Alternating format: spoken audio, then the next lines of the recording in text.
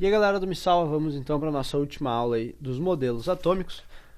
Vamos ver como é que é então um modelo considerado quase o atual, aí, quase o mais completo, que é o de Rutherford-Bohr. Então antes, na última aula, a gente viu o modelo aí de Rutherford.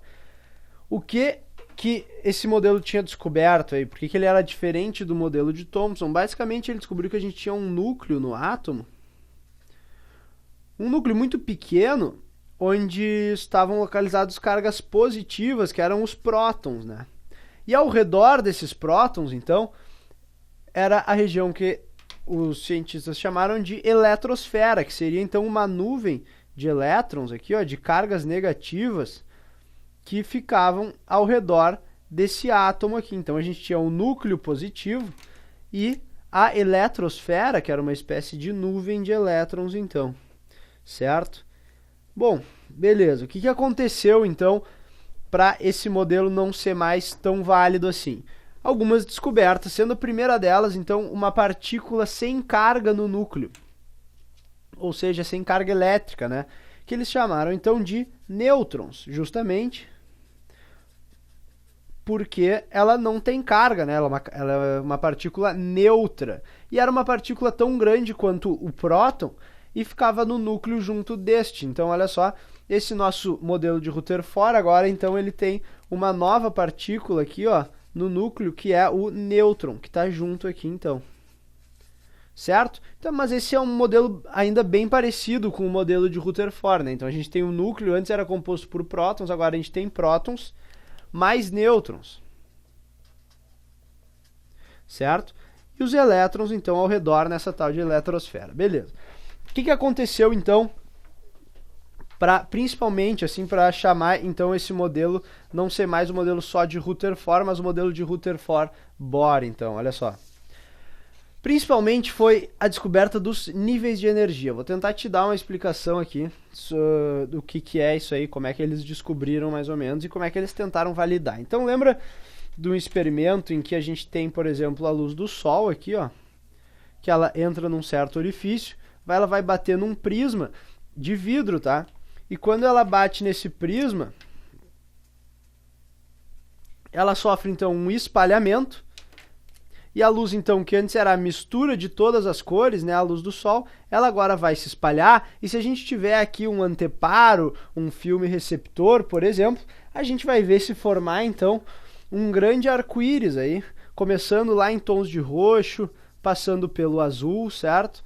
Lá no final ele vai estar em vermelho, e nesse meio aqui a gente tem ainda o laranja, o laranja, amarelo, o verde. Enfim, basicamente ele vai formar um arco-íris aqui, tá? Por quê? Porque essa luz do Sol é a junção de todas as cores. Esse prisma de vidro faz com que essas cores se separem de acordo com a frequência que essa luz tem, e a gente forma então o que a gente chama de espectro da luz visível. O que é importante tu notar aqui, ó, é que isso aqui é um espectro contínuo. O que isso significa? Que não tem intervalos entre uma cor e outra. Ela vai simplesmente se transformando, apesar de no desenho não estar muito bom. É como se tu pensasse uma fita colorida que vai do vermelho até lá o roxo, indo aos pouquinhos, tá? Bom, ok. Então, o que aconteceu? Eles fizeram essa mesma experiência, mas em vez de usar agora a luz do Sol, eles usaram aquele tubo de raios catódicos que a gente falou na nossa aula. Então a gente tem lá uma certa diferença de potencial aqui, e aqui dentro a gente tem um gás, vamos pensar em vapor de sódio, por exemplo, um gás bem rarefeito, e a gente viu que quando a gente aplicava uma certa diferença potencial a dadas condições de temperatura e pressão, esse cara aqui emitia uma luz, né? Só que se a gente fizer a mesma experiência que eu mostrei ali em cima, o que vai acontecer? Agora a gente não vai ter aquele espectro contínuo. Essa luz aqui, ó, que vinha, batia no prisma e se sofrer uma deflexão e tal, quando ela chegar aqui no nosso receptor, ela vai formar, por exemplo, um espectro assim, ó. Duas faixinhas amarelas só. Se a gente pegar outro elemento, então, por exemplo, um hidrogênio, um gás, essa luz aqui vai bater no prisma, vai sofrer a mesma coisa, ela vai formar um aspecto assim, então, ó. Mais ou menos nessa forma aqui, então. Às vezes pode parecer aqui um laranja e tal. Mas olha só, o que é interessante?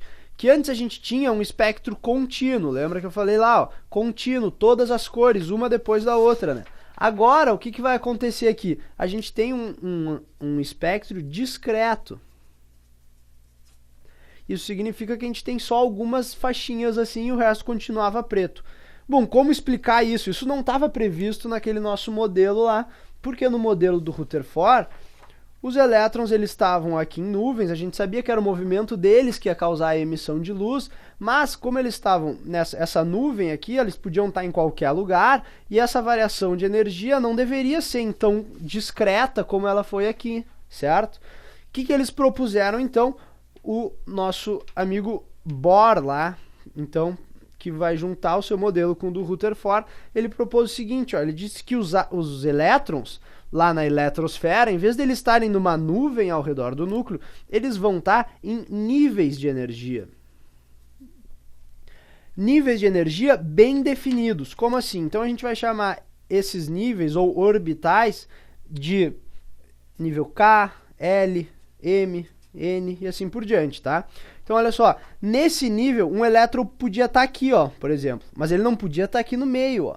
Ele podia estar aqui, em cima do L, mas entre o K e o L, não. Então aqui ele vai ter uma determinada energia E1, e aqui ele vai ter uma determinada energia E2, em que o E2 é uma energia maior que o E1, né? Porque ele está mais afastado do núcleo, certo? Então o que acontece? Se vem uma certa luz de fora, um raio ultravioleta, por exemplo, tá? E atinge esse nosso átomo, o átomo vai sair do seu estado fundamental, então ele estava num estado que a gente chama de fundamental, e ele vai passar com a chegada desse raio ultravioleta, ele vai passar para um estado excitado. O que significa ele passar para um estado excitado? Passar para um estado excitado. Se esse raio UV tiver energia o suficiente, o nosso elétron que estava ali no nível K, ele vai pular, ó. Vai lá para o nível L. E aqui ele está, então, num estado excitado. Certo? O que acontece? Se a gente tirar esse raio UV aqui, o elétron pode voltar para o seu estado fundamental. Back to fundamentals. E o que acontece quando ele... Se aqui ele tinha uma energia maior do que aqui, quando ele volta para cá, ele tem que liberar essa energia. Justamente ele vai liberar na forma de luz. E por que isso aí explica esse nosso espectro discreto? Porque para cada elemento, esses níveis de energia vão ser diferentes. E a luz emitida, nota que para esse elemento, ela é sempre a mesma. Quando um elétron vem do L para o K nesse elemento, é sempre a mesma luz que ele emite. Quando ele vir aqui do M para o L, vai ser uma luz de outra cor. Mas aí ele ia formar, então, uma faixinha aqui e uma faixinha aqui, por exemplo. Ia ser apenas... Então, níveis discretos de energia. Isso que é o principal proposta aí do modelo do Bohr. Então aqui a gente teria um E3 que é maior ainda. E para cada átomo, estes valores aqui são diferentes. Portanto, essa luz emitida aqui, ó, quando o átomo vai do estado excitado para o fundamental, ela vai ser de uma frequência diferente dependendo dessa diferença de energia aqui. Certo? Então esse é o principal, a descoberta do Bohr aí. Vamos então resumir. No nosso modelo de Rutherford-Bohr, que a gente vai chamar, que é o modelo atual ou quase atual, o que nós temos? Nós temos, então, um núcleo, onde estão os prótons e os nêutrons, né? Os prótons têm carga positiva, os nêutrons não têm carga nenhuma.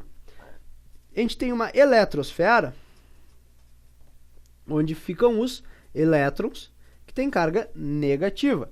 Mas nessa eletrosfera aqui, existem níveis de energia. E esses níveis, então, que a gente viu, né, eles podem ser chamados também de órbitas, então vai ser aquele modelo bem conhecido lá dos desenhos. Então, ó, por exemplo, aqui a gente teria uma órbita, aqui outra. Então essa aqui vai ser a representação do nosso átomo agora, ó. A gente tem um núcleo pequenininho aqui, composto pelos prótons e nêutrons, e aqui em volta os elétrons em níveis bem definidos de energia. Isso que é o interessante. Os elétrons, eles não podem ocupar qualquer lugar ao redor desse átomo. Esses níveis, a gente vai ver depois, que eles são divididos também em subníveis. Isso aí vai ser um tópico que tu vai entrar aí com o professor De Boita no módulo de tabela periódica, quando tu vai conseguir, então, pegar esses elétrons ao redor do átomo e dividir eles nos níveis de acordo aí com certas regras que os caras descobriram, certo? Então esse é o modelo que a gente vai estar usando. Próximas aulas, a gente vai começar a falar sobre número atômico, número de massa, e aí a gente vai conseguir diferenciar uns átomos dos outros e quais são as coisas que fazem os elementos serem diferentes entre si, certo? Era isso aí então. Até lá!